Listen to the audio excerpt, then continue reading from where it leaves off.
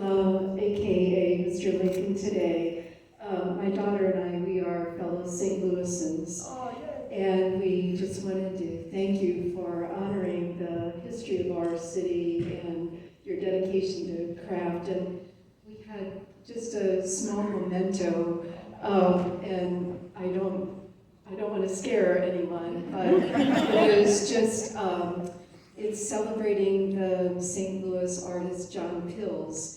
And the architecture in St. Louis is so historic, descendants of Richardson and Wainwright. And if you would just accept this with our thank you, I will. Our honor and our appreciation, and thank you again. Thank you. Thanks for coming. Thanks for that.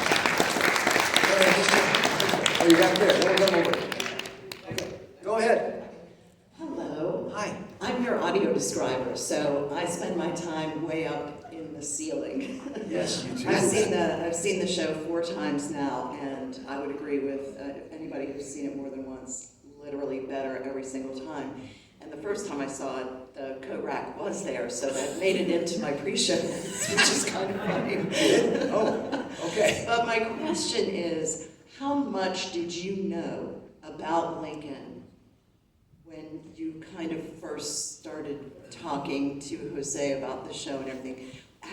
Were you a student of or knew anything about, and what was the point at which you went, oh hell yeah, I'm doing that? Well, I wanted to do it from the beginning. I had a scheduling problem that seemed possibly insurmountable. But I grew up in Missouri, so right next door is Illinois. So we knew as kids growing up a lot about Lincoln, because that was, we learned about Mark Twain and all the famous people from our area of the country. But I didn't. You know how many books there are stacked up in that across the street in the pyramid that have been written about Lincoln. So I know and still know a fraction of Lincoln, but I've always been a great admirer of him, and I'm honored and grateful to have had this opportunity. And I hope that, and I feel like we have done a really good job of presenting a segment of him, a piece of him, chunks of his life and things in a different way, a new light, and I'm thrilled to have been a part of that. I learn something every day, and Richard, who knows everything, I just say, tell me about this kid, and tell me about, what was Stanton like, and what's my relationship with Chase, and and he would just be like that, and I kind of gave into that because I didn't have a chance. As soon as you get to, you're playing Lincoln, and people start sending you books. Like, I can't. I have a book to read, and it's 36 pages long, and it's me talking till I'm blue in the face, and that's all I can read right now. It's just that over and over and over and over and over and over and over again. But it's just been a really great honor and a privilege. And I'm grateful to everybody, Kristen and everybody, and Jose for who's been dreaming the show, wanting to bring this to life for a long time, and then decided that I could do it with him. So it's just been a really challenging. I just turned 70 a couple days ago, and it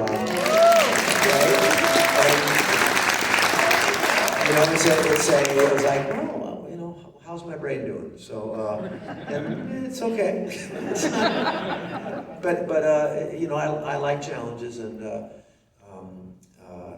this one felt, in light of everything that's going on in our country, and in front of an election,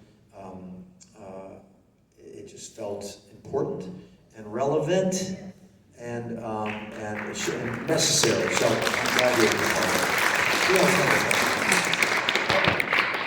Anybody else? No, that's it. I know there's one. This gentleman had a question. We'll answer real fast.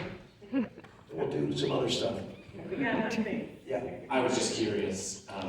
There's obviously Lincoln the icon, but you also did a really good job of bringing to life Lincoln the man. And to kind of build off of that previous answer, I'm curious if there are elements of the man that you now feel that you relate to, having gotten a bit of an opportunity to get to know him better. Yeah, well, I think that's something that, Jose, that's the other one of the things that hooked me about this, doing this, was that it wasn't going to be just speech after speech. We were going to look at his, the cracks in his armor, you know, and I didn't know that much about him. You always say, he is such a huge icon around the planet that I forget what the, you know all the numbers, but how many people come to this theater every year from all over the world. And so to kind of peel back, he's a man. I feel this way about all of our presidents and people, world leaders, that how they get up in the morning and face what they have to face with a smile and act. They're good actors, we all know that. I was so intrigued by his melancholia and his love for his wife and those kids and the losses in his life and his passion about different certain things that meant more than anything in his, you know, his dreams.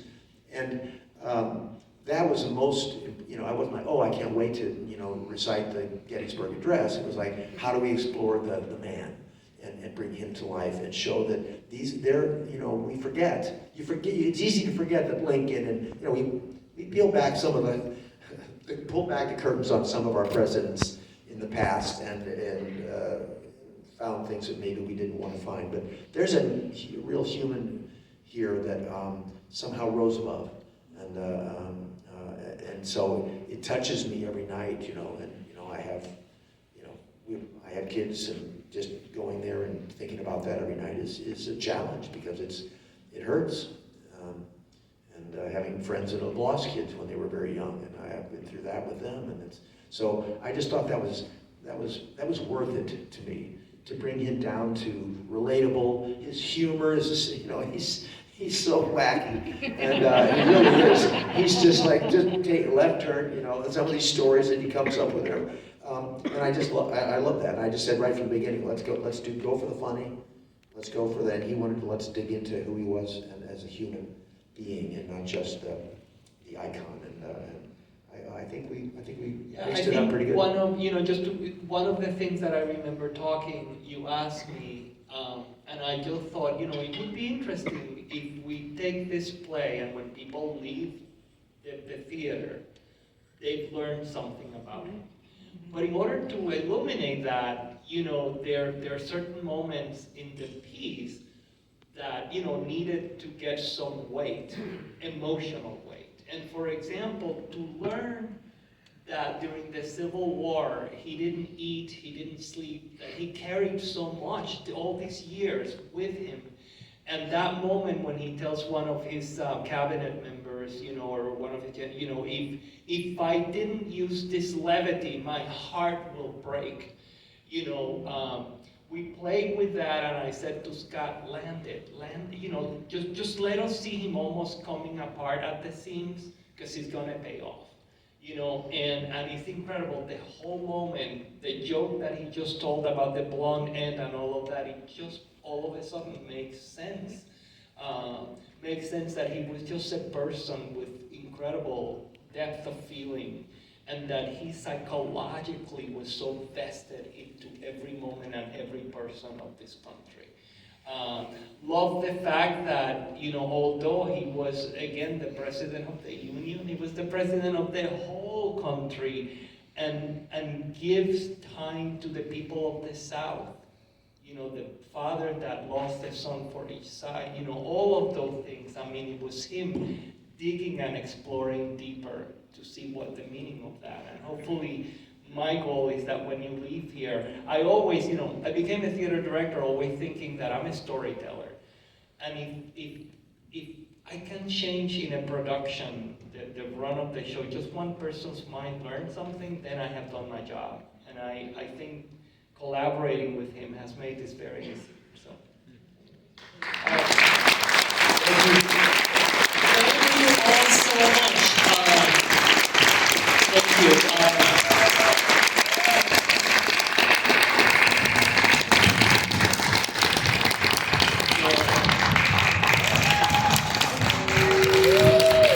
All right, so thanks. We are going to have a private event. I'm going to give those of you who need to leave a couple of minutes, and then the theater will have a private event. Thank you all so very much.